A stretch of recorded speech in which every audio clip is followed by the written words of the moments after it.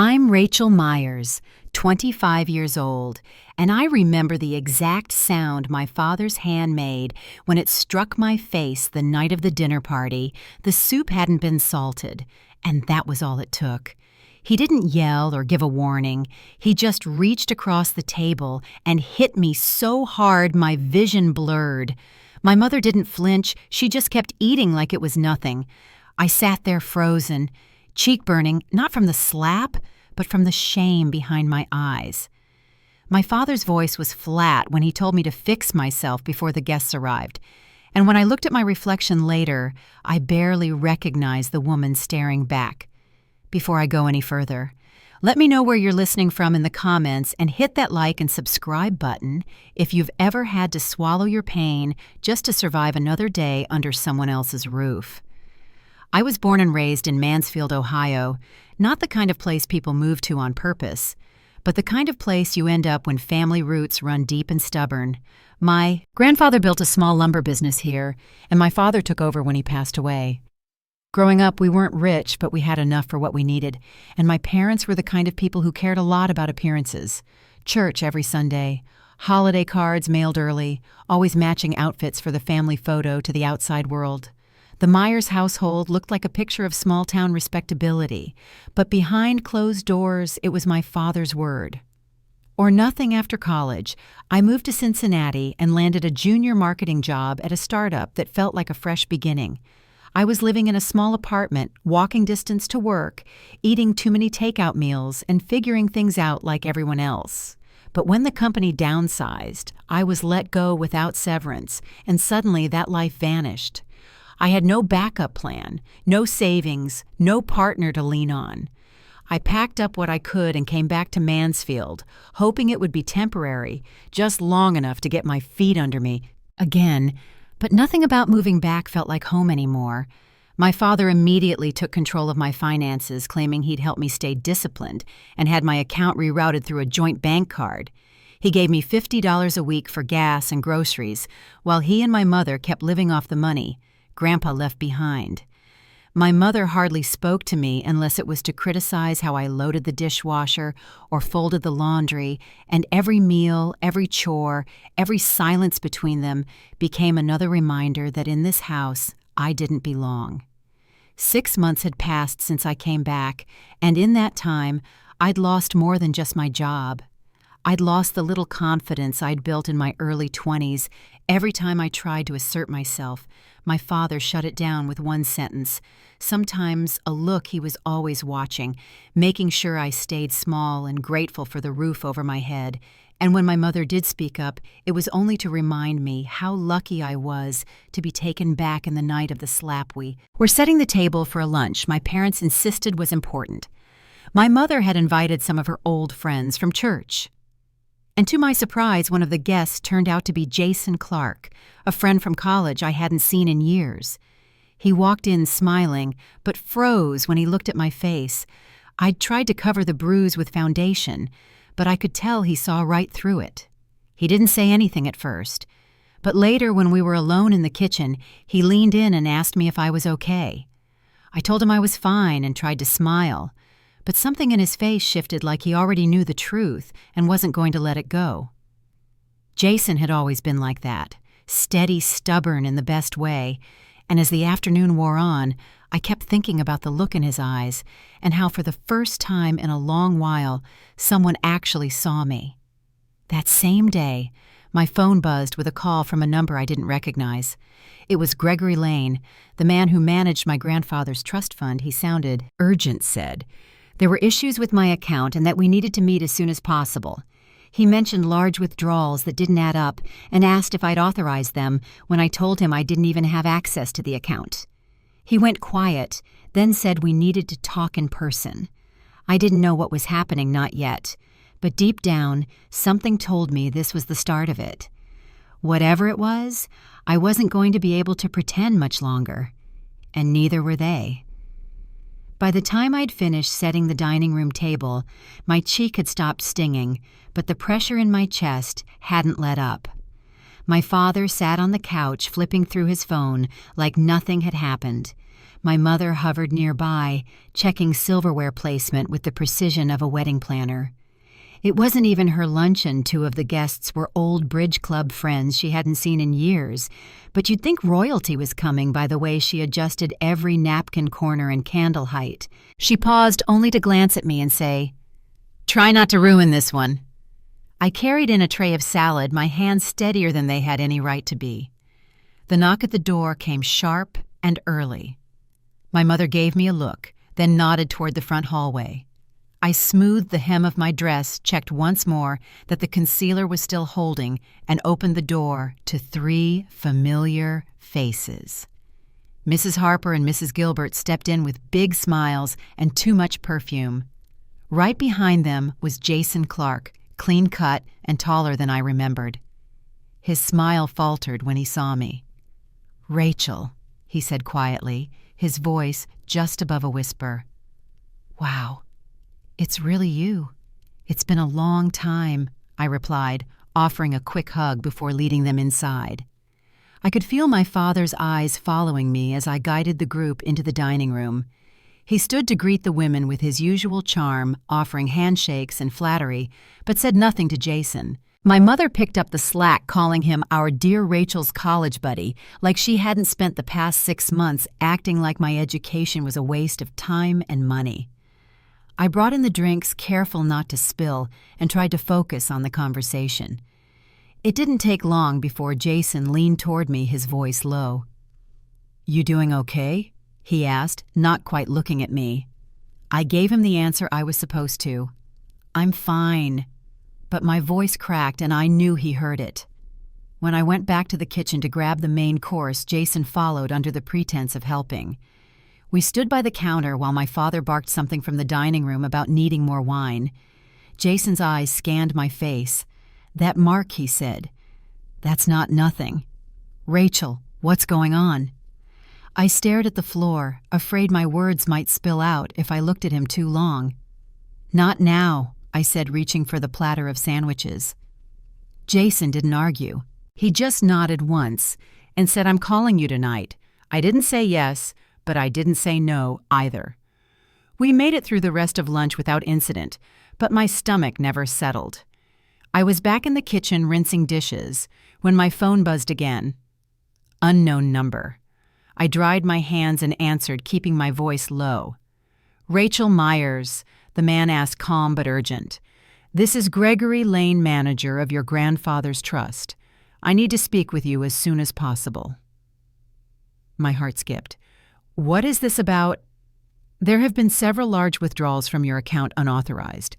I believe someone close to you has been accessing the funds without your consent."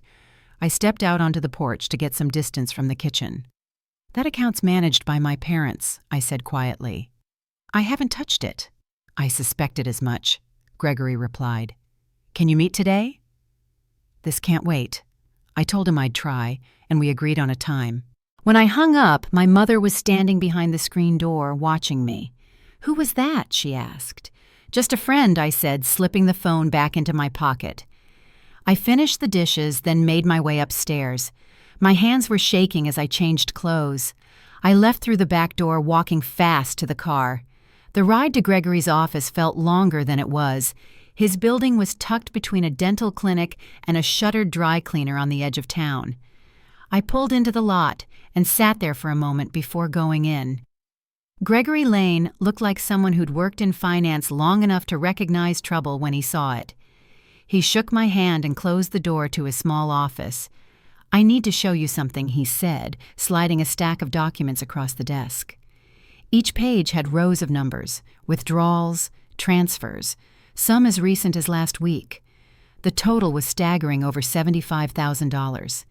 "These were made through your name," Gregory said. "But they were routed through a secondary trustee, your father. The records indicate he's been pulling funds slowly for more than a year." I stared at the papers, the numbers blurring. My father always said the trust was tied up in legal reviews I managed. He said nothing could be released yet. Gregory nodded. "That's not true. The account has been fully accessible since your 24th birthday." I leaned back in the chair, the realization settling like a weight in my chest. "What do I do now?" "You need to file a fraud complaint," he said. "Because the account bears your name, you could be held responsible if this isn't addressed. You have to protect yourself." I left the office, clutching the documents, my pulse quickening as I reached the car. My phone buzzed again. Jason. I ignored it at first, then opened his text. "Just checking in. You okay?" I didn't answer right away. I wasn't sure what I would even say. Back home, my mother was sitting in the living room flipping through a catalog. "Where have you been?" she asked without looking up. "Errands," I said. She didn't press further. I went upstairs, shut the door, and buried the folder beneath a stack of sweaters in my bottom drawer. Later that evening, my father came home and didn't say much. I avoided the kitchen, avoided him. I locked my bedroom door and sat on the floor, staring at nothing for a long time. Jason's words from earlier returned, quiet but steady. "You don't look fine." I pulled out my phone and finally responded, "I need to talk." He replied instantly, "I'm here." I didn't know what was coming next. I only knew something had started to shift, and it wasn't going to stop. Jason met me at the park near my street just after dusk.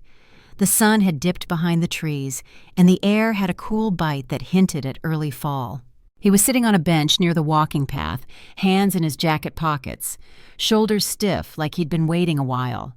I crossed the grass slowly, not sure how to begin. He stood when he saw me and didn't speak right away, just nodded and waited. We sat side by side without much space between us, the silence stretching long enough for my hands to start trembling. Jason didn't press. He kept his eyes on the tree line ahead until I finally said it. "It's my parents." The words came out low and uneven. "Since I moved back, things have gotten bad." Jason didn't interrupt, not even when my voice caught or when I stopped to swallow. I told him how Franklin controlled my bank account, how Linda watched me clean like she was waiting for a mistake. I told him about the slap at dinner and the bruises that came before it. I explained that Gregory Lane had shown me the documents, tens of thousands gone, all in my name. When I finally stopped, the park had grown quieter. Jason's jaw was tight and his hands were clenched. "That's not okay," he said softly. "None of it. You know that, right?" I nodded once, but it felt like the truth was still stuck somewhere inside me. "If I speak up," I said, "I lose everything. I don't have a job. I don't have another place to go. And they know that." Jason leaned forward, elbows on his knees. "You're not alone in this, Rachel. Whatever you decide to do, I'll help. We'll figure it out." His voice didn't shake, and I believed him. But the idea of leaving still felt impossible, like stepping off the edge of something without knowing if there'd be ground beneath me. Later that afternoon, I drove out to meet Gregory again. His office was small but quiet, tucked into the corner of a faded strip mall.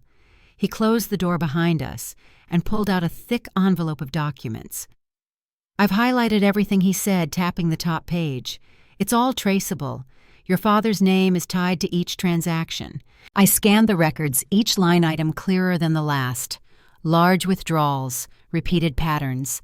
The money had come out slowly over the past 14 months, never enough at once to draw suspicion, but always through accounts that carried my name. He always said the trust was stuck in probate, I said the lawyers needed time. Gregory sighed. It wasn't. Not since your last birthday. The account was fully transferred. You're the primary beneficiary. And if you hadn't picked up the phone today, Rachel, I wouldn't have known there was a problem. What happens now? I asked. You file a fraud report, he said gently. If you don't and this gets flagged, it comes back on you. You have to act first. I nodded, but my hands stayed in my lap. He slid over a business card and said to take a day if I needed. Just don't wait too long, he added. The longer this sits, the harder it becomes to untangle. When I got home, Linda was in the kitchen with her catalog again. She didn't ask where I'd been. I walked past her and climbed the stairs 2 at a time, locking the door behind me. I shoved the folder into the back of my closet, buried under an old gym bag. That night I sat on the edge of my bed and thought about the park bench, about Jason's voice when he said I wasn't alone. Then I thought about the numbers in those documents and the years my parents had been telling me I owed them everything I had. The next morning, I waited until my father left for work. Linda was folding towels in the laundry room when I stepped into the living room. I held the envelope in one hand steady as I could manage. She looked up when I said her name, but didn't smile. "I know about the trust," I said, keeping my voice even. "I know about the money. I've seen the withdrawals." Her lips parted like she might argue, but then closed again. She didn't deny it, just stared. "You don't understand what you're doing," she said, quieter than I expected. "That money was never really yours." I didn't answer. I turned and walked out the front door, crossing the yard to the house next door. Marcia Bennett had lived on our street for as long as I could remember. She taught 5th grade until she retired, and she used to bring us cookies at Christmas when I was little. I knocked on her screen door, unsure what I was going to say. She opened it almost immediately, still in her house slippers. "Rachel," she said. "What's wrong? I need help." I told her. "I think you might be the only person who can." She didn't hesitate. She pulled the door wide and let me in. In her kitchen, the air smelled like peppermint tea and lemon polish. She sat me down and listened to everything about the slap, the bank account, Gregory's documents, even Jason. When I finally stopped, she stood up without a word and walked into the other room. She came back with a small digital recorder and set it on the table between us. "This might be hard to hear," she said, pressing play. The recording was rough, but the voices were unmistakable. Franklin and Linda arguing. His voice was sharp, hers tense. They were talking about the trust, about hiding the withdrawals. "If she finds out Franklin said we're done." "She won't," Linda replied. "She's too scared to ask." I stared at the recorder, my stomach tight. Marcia sat across from me and reached for my hand. "That's not all," she said. "My porch camera catches audio. A few weeks ago I saved a clip. It shows your father shoving you in the driveway, your mother yelling. I didn't say anything for a long time. She let me sit in the quiet until I found my voice again. Why didn't you tell me before I asked?" Marcia's expression softened. "Because you didn't look ready to hear it, but now you are." She picked up her phone and scrolled through her contacts. "There's someone I want you to talk to," she said. "His name's Tom Wheeler. He's a local reporter, writes about this kind of thing. You have evidence, Rachel. This isn't just about money anymore." She dialed the number, then handed the phone to me. Tom's voice was calm but curious. I told him a little, just enough to explain why I was calling. He asked if I was ready to go public, said a story like this needed more than documentation. It needed someone willing to speak. I looked across the table at Marcia. She gave a small nod, her hand still wrapped around mine. "I'm ready," I said. Tom Wheeler met us the next morning at a quiet coffee shop near the courthouse. The place had been around since I was in high school. Nothing fancy, just worn boots, cracked tile floors, and the smell of burnt espresso that never really left. He sat across from me with a notepad already open, his pen, tapping once before he even said hello. Marcia sat beside me, her purse resting on the bench between us. "Everything you told me on the phone," Tom began. "I want to hear it again. This time in full. Take your time." I took a deep breath and started from the beginning. The layoff, the move home, the restrictions on my bank card, the slap, the trust fund, Gregory's warning, Jason's quiet persistence, and finally, Marcia's recordings. I handed him the printed bank documents from Gregory, the copy of the transaction logs, and the USB drive Marcia had prepared with her audio files and porch camera footage. Tom asked careful questions as he took notes. Not once did he interrupt or fill the silence. When I paused, he waited. When I stumbled over a memory, he gave me space to find the words. "You understand what this means," he said when I finished. "You're going to have to testify eventually. This isn't just a story anymore, it's a criminal case waiting to be filed." I nodded slowly. "I don't know how to do this." Tom gave a small smile. "You've already started." That afternoon, I went back to Marcia's house. We sat in her kitchen again, the scent of lemon polish, now mixed with something warm from the oven. I told her what Tom had said and asked if she thought I was making a mistake. "You're not," she said, "but you'll need help." Jason stopped by that evening. He brought takeout from the diner on Maple and a manila folder tucked under one arm. "Tom called me," he said, setting the food on the counter. "He asked if I could help organize the documentation, timeline, witness notes, that kind of thing." I said yes. We sat at Marcia's dining table, spreading out papers and cross-referencing dates. Jason handled it with the same calm focus I remembered from college, double-checking each line item, flagging duplicates, highlighting inconsistencies. At one point I stepped away to get water, and when I came back he was flipping through a photo album Marcia had left out old pictures from neighborhood block parties. He pointed to one of me and my parents taken the summer after I graduated high school. "You were happy here once," he said. "I thought I was," I replied. He didn't push the conversation further, just closed the album and turned back to the documents. By the end of the week, Tom had reviewed everything and sent a summary to the county prosecutor's office. He told me the next steps would depend on whether charges could be filed for misappropriation of trust funds, falsified records, and coercion. "The more you're willing to speak up," he said, "the harder it will be for them to bury it." Gregory followed up 2 days later.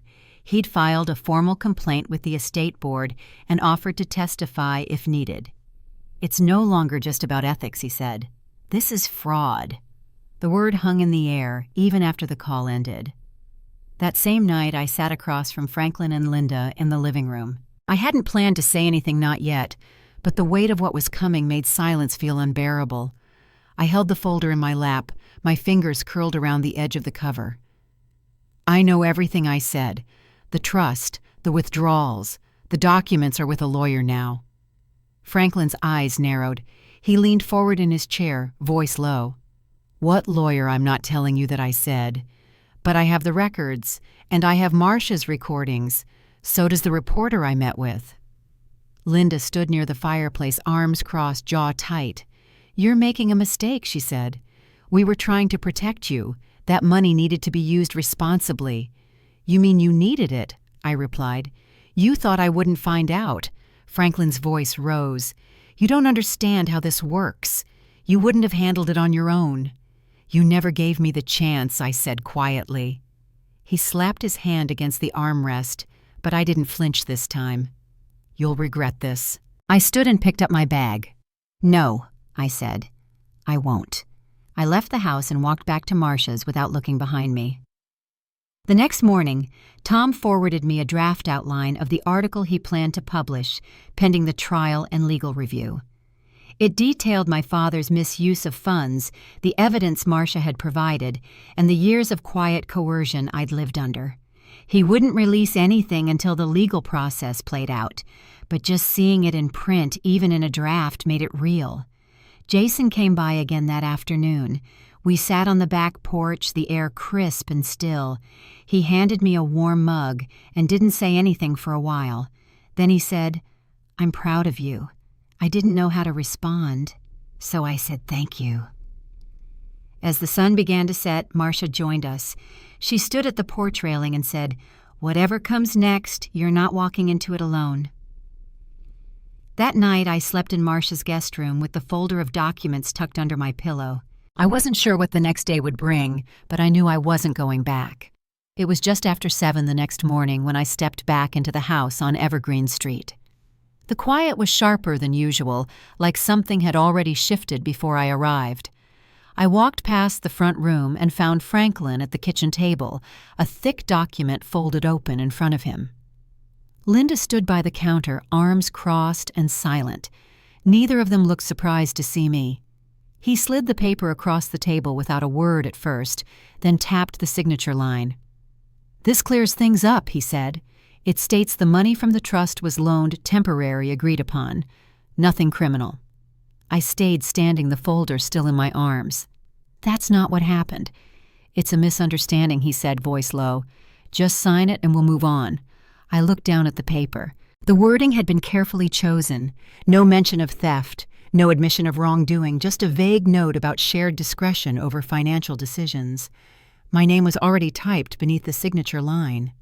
Linda finally spoke. "Don't be foolish, Rachel. Sign it and let this be done." I set my folder on the chair beside me. "No." Franklin's hand clenched against the table. "You think this ends well for you if you keep pushing. I know what you did."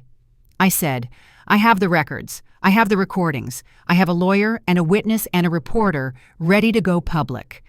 The shift in the room was instant. Franklin stood quickly, his chair scraping hard against the tile. His voice rose. "You ungrateful little—" "I'm not signing anything," I said again, my voice flat. "And I'm not staying here another night."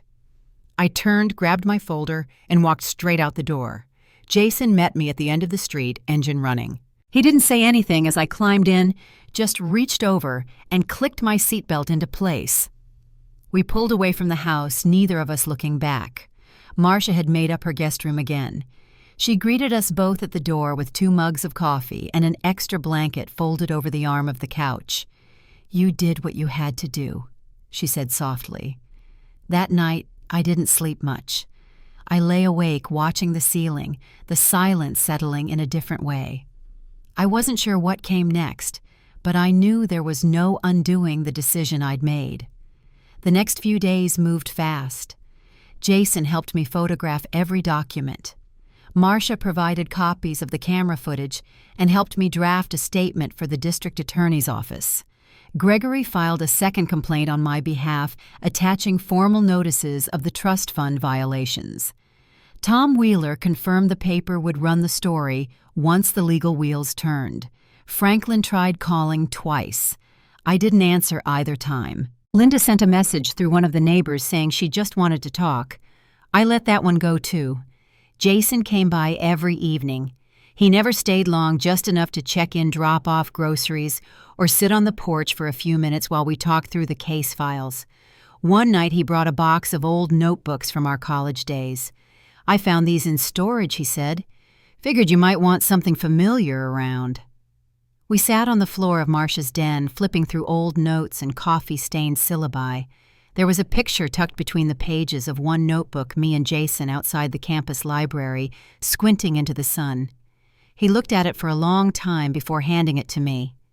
"That version of you, she's still in there." I nodded, not sure what to say. Later that week, Tom sent word that the county intended to move forward with charges. Franklin would be facing counts of financial fraud and breach of fiduciary duty. Because Linda hadn't signed the transactions herself, she wouldn't be named in the filings, but her involvement was noted. I sat on Marcia's porch with the letter in my hands, reading it twice. She joined me after a while and sat down without asking what it said. "You ready?" she asked. "I think so." The next morning, Jason drove me to the county building. I carried the full folder, now thick with exhibits, letters, and statements. Tom met us at the side entrance and walked us in through a quiet hallway. "Once this starts," he said, "you'll have to testify. Are you sure you're up for that?" I looked down at the folder. "I'm sure." Before we went in, Jason stopped me at the door. "No matter what happens," he said, "you did the right thing." The room wasn't as big as I expected. It smelled faintly of paper and carpet glue. The judge asked me to speak slowly and clearly. I laid out everything: how Franklin had taken control of my finances, restricted access to my own trust, and signed off on withdrawals without consent. I explained how Gregory had alerted me, how Marcia had documented the abuse, how every record traced back to one name. The room stayed quiet as Tom played the audio from Marcia's recording, Franklin's voice sharp, Linda's steady, both unaware they'd been overheard. The judge didn't react, but I noticed the stenographer pause just slightly before resuming her typing. When it was done, I walked out into the hallway, the cold air rushing around me. Jason was waiting by the vending machine, 2 waters in hand. He didn't ask how it went, just offered a bottle and held the door open as we stepped outside. The sky had darkened, and the first signs of rain pressed against the sidewalk. We stood in silence for a long moment before heading back to the car. The day of the sentencing arrived colder than expected, the kind of cold that seeps into your sleeves no matter how thick your coat is. Jason and I sat on the courthouse bench just outside the courtroom, waiting for the bailiff to call my name. Across from us, Franklin sat alone, a legal pad in his lap, eyes straight ahead. Linda wasn't there. I didn't ask why. When my name was called, I stood and followed the clerk into the same courtroom where I'd testified 2 weeks earlier. The judge was already seated. Tom was there flipping through a folder near the front table. Jason took a seat in the second row. I looked at him once before turning back to face the front.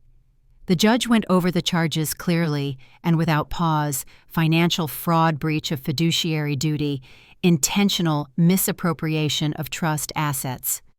Then came the evidence again: Gregory's filings, the withdrawal history, Marcia's recordings, the porch camera footage. I stood quietly as the judge read through the sequence, each point landing with finality.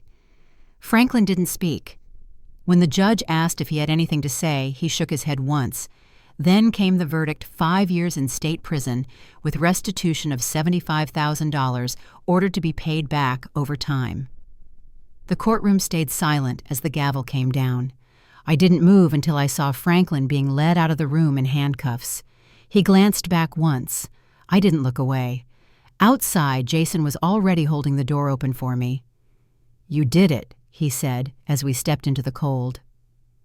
That afternoon, Tom's article went live. The headline ran across the top of the Mansfield Daily Journal's website: "Daughter Exposes Trust Fund Fraud, Local Man Sentenced to Prison." It featured a photo of the courthouse and a quote from Gregory about the importance of protecting beneficiaries. My name was used with permission. I read the full piece in Marcia's kitchen, the light from the window catching on the edge of the page. Neighbors started talking that evening. 2 women from the block stopped Marcia on her way to the mailbox, asking if it was really true. By morning, the calls had started some checking and others fishing for details. I didn't answer most of them. Linda didn't call, but word spread that she'd packed up and moved in with her cousin in Akron. Her name was mentioned in the article, but only once. That was enough. Jason dropped by with lunch 2 days later. We sat at the small table near Marcia's back door while he updated me on Franklin's business.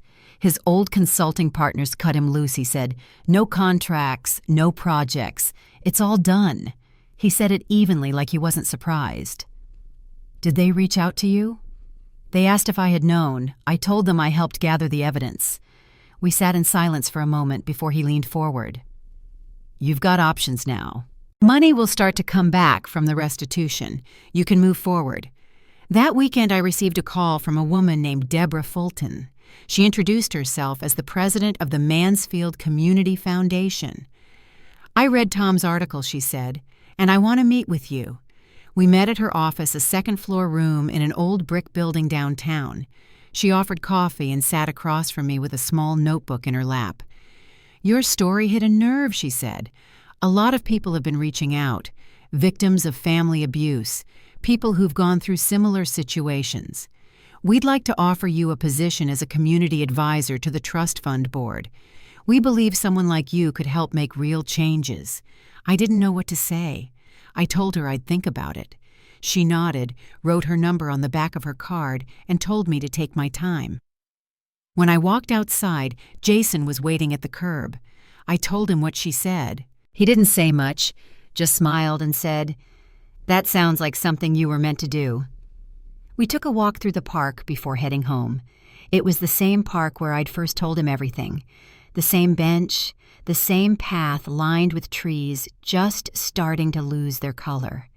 We stopped near the swing set, and I asked, "Do you think it's possible to build something good from all this?" Jason looked at me, hands in his jacket pockets. "I think you already have." Later that night, back at Marcia's, I sat by the window with the lights dimmed. The courthouse, the verdict, the article, Deborah's invitation. It all felt like pieces of something new, like a door opening where I hadn't known there was one. Outside, the streetlights flickered on as the wind picked up. For the first time in a long time, I wasn't afraid of what came next. 1 month after the sentencing, I signed the lease on a small 1-bedroom apartment near the edge of downtown Mansfield. It wasn't much old hardwood floors, paint chipping on the window frames, but it was mine. The rent was covered partly by the restitution payments from the trust, and for the first time in nearly a year, I had a key that belonged only to me. Jason helped me move.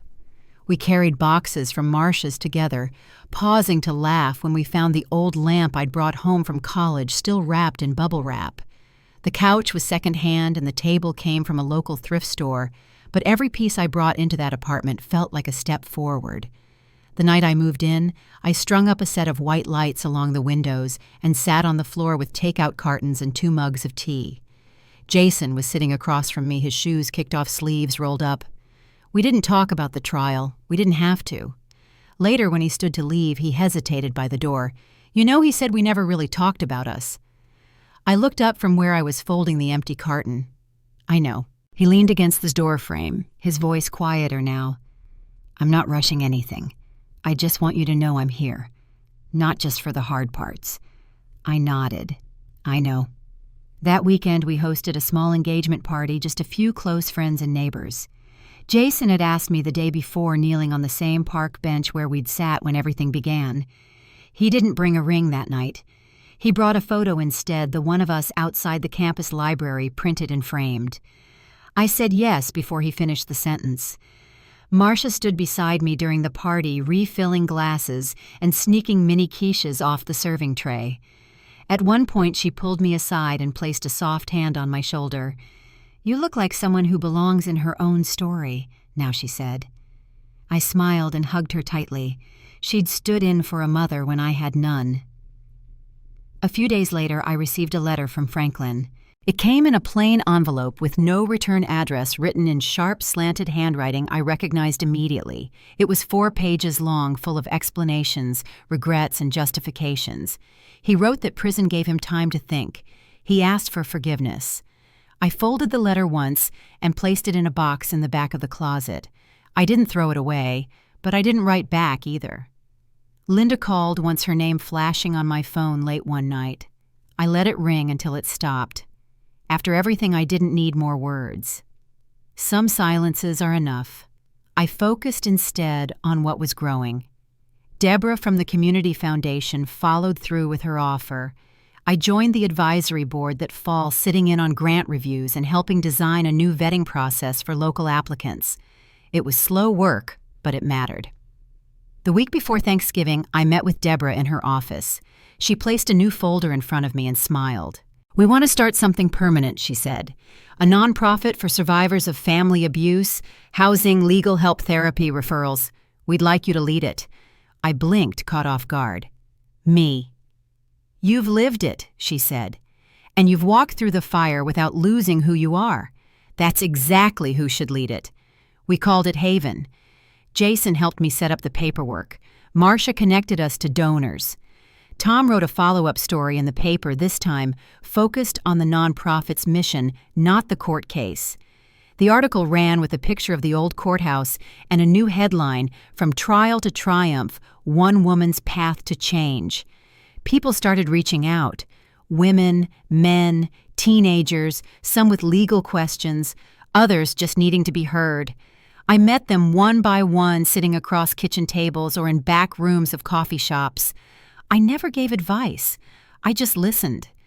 At a town hall meeting that winter, I stood behind the podium and told my story out loud. There were no court reporters this time, no judge, just neighbors in folding chairs and quiet nods from people I'd known since I was a kid.